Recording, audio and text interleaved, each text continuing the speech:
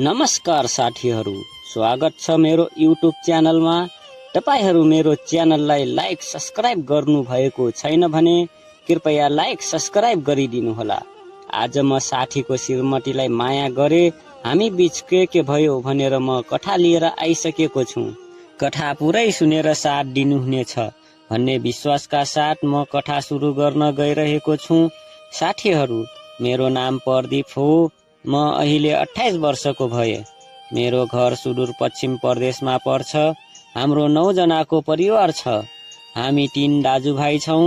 दाइको बिहे भइसकेको छ। म र मेरो कान्छो भाइको बिहे भएको छैन। मलाई आमा बुवाले भन्नुहुन्छ, कहिले बिहे गर्ने हो? उमेर थल्किसक्यो, तर बिहे गर्न मान्दैन। तँसँग कसले बिहे गर्छ? कसैले आफ्नो छोरी दिँदैन भनेर मेरो आमा बुवाले भन्ने गर्थे। म पनि आमा बुवाको कुरा टारिदिन्थे। एक दिन म कामको सिलसिलामा शहरतिर गए। त्यहाँ एउटा कम्पनीमा काम पाएँ। म त्यही कम्पनीमा काम गर्न थाले। त्यही कम्पनीमा एक जोडी श्रीमान श्रीमती पनि काम गर्ने गर्थे। काम गर्न जाँदा म उनको श्रीमानलाई साथी बनाए। साथीको श्रीमतीको नाम रूपा हो। उनी लगभग 26-27 वर्षकी थिइन्। उनीहरू पनि डेरामा बसेका थिए। म पनि डेरा लिएर बस्न थाले। उनीहरूको कोठा र मेरो कोठा अलिकति टाढा थियो। 3-4 मिनेट जति लाग्थ्यो।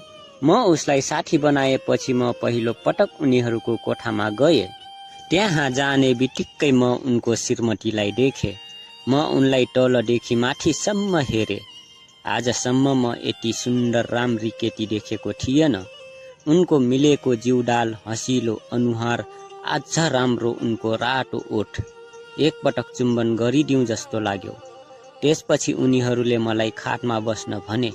म खाटमा बसेर साथीसँग गफ गर्न थाले। उनी खाना बनाउन लागिन्। मैले भने, म्याडम, मेरो लागि खाना बनाउनु पर्दैन, मेरो कोठामा खाना पाकेको छ।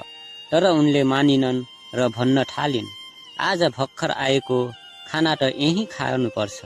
र भनिन्, म्याडम होइन, भाउजू भन्नुस्। साथीको श्रीमतीलाई भाउजू भन्छन्।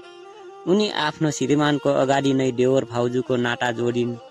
त्यसपछि म उनलाई भाउजू भन्न थाले। उनी पनि देवर भन्न थालिन्। दिन बित्दै गयो। उनको नजिक नजिक सर्दै गए। अब त म उनलाई जिस्क्याउने गर्थे। उनी पनि मलाई जिस्क्याउने गर्थिन्। मैले जिस्काउँदाखेरि हुने नहुने सबै भनिदिन्थे। उनी पनि नलजाइकन आफ्नो बुढोसँग भएको सबै भन्ने गर्थिन्। अनि मलाई भन्थिन्, देवर, अहिलेसम्म बिहे किन नगरेको? मैले भने, भगवानले तपाईसँग भेटघाट हुने रहेछ, त्यही भएर बिहे नगरेको। तपाईले हुन्छ भन्नुभयो भने म तपाईलाई भगाएर लग्छु नि भनेर मजाक गर्थे। किनकि देवर भाउजूको नातामा जिस्काउन मिल्छ। मलाई उनीसँग कुरा गरिरहँ जस्तो लाग्थ्यो। म उनलाई पहिलो पटक देख्ने बित्तिकै मन पराएँ। तर उनी पनि मलाई मन पराउँछिन् भन्ने थाहा थिएन। एक दिन उनको श्रीमान केही कामले गाउँ जानुभयो। उहाँलाई गाउँबाट फर्किन 1 हप्ता वा 10 दिनसम्म लाग्ने भनेर भनिन्। उनको श्रीमान गएको 2 दिन भएको थियो। त्यसपछि म उनी कहाँ गएको थिएन, किनकि अरूले शङ्का गर्छन् भनेर गएन। एक दिन साँझ उनी आफै फोन गरिन् र मलाई आफ्नो कोठामा बोलाइन्। म पनि उनको कोठामा गए। म जाने बित्तिकै उनले भनिन्, किन नआएको? मलाई एक्लै बोर लागिराखेको थियो, त्यही भएर बोलाएको नि। मैले भने, म त अरू केही काम थियो कि भनेर आएको नि। त्यसपछि म उनको सुत्ने खाटमा बसे र उनी पनि बसिन्। हामी गफ गर्न थाल्यौं। गफ गर्दा गर्दै आधी रात भइसकेको थियो, थाहै पाएन। अनि मैले भने, आधा रात भइसकेको छ, म जान्छु। कसैले देख्यो भने शङ्का गर्छन्। उनले भनिन्, जानुहोस्, राति पनि भयो, भोलि काममा नि जानु पर्ने होला। त्यसपछि म उनलाई बाई, गुड नाइट भने। उनी पनि मलाई सेम टु यु भनिन् र म आफ्नो कोठामा आएँ। अर्को दिन म काममा गए। दिनभरि काम गरे। कामबाट छुट्टी भयो। त्यही बेला उनको फोन आयो। मैले फोन उठाएँ र हेल्लो भने। उनी पनि हेल्लो भनिन् र भन्न थालिन्, आज खाना नबनाउनुस् है, साँझको खाना म बनाउँदैछु। मैले हुन्छ भने। साँझ पनि भयो। आफूले मन पराएको मान्छेले बोलाएपछि कसले जान्दैन र। म पनि कोठामा आए, नुहाई धुवाई गरेर शरीरमा सेन्ट छर्केर उनी कहाँ गए।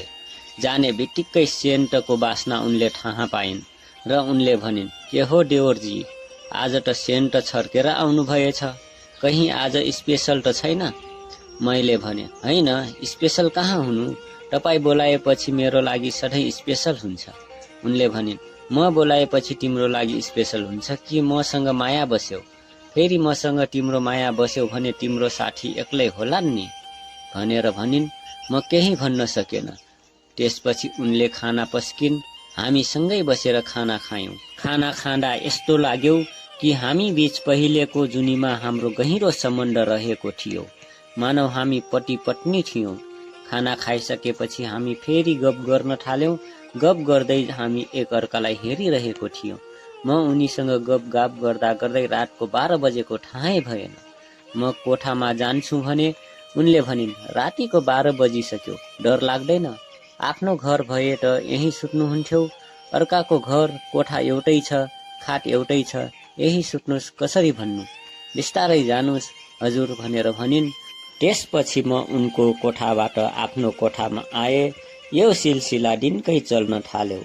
मनमनै त उनी पनि मलाई माया गर्थिन्। एक दिन साँझको बेला थियो, म उनको कोठामा थिएँ। हामी दुवैजना मस्त गफ गर्दै चल्दै गरिरहेका थियौं। त्यही बेला म भने, भाउजू, म तपाईलाई धेरै माया गर्छु, कति बेला मेरो मन चोर्यो थाहै भएन। उनले भनिन्, माया त म पनि गर्छु नि भनिन्। त्यसपछि उनी र म अँगालो हाल्यौं। म उनीलाई माया गरे, उनी पनि मलाई माया गरिन्।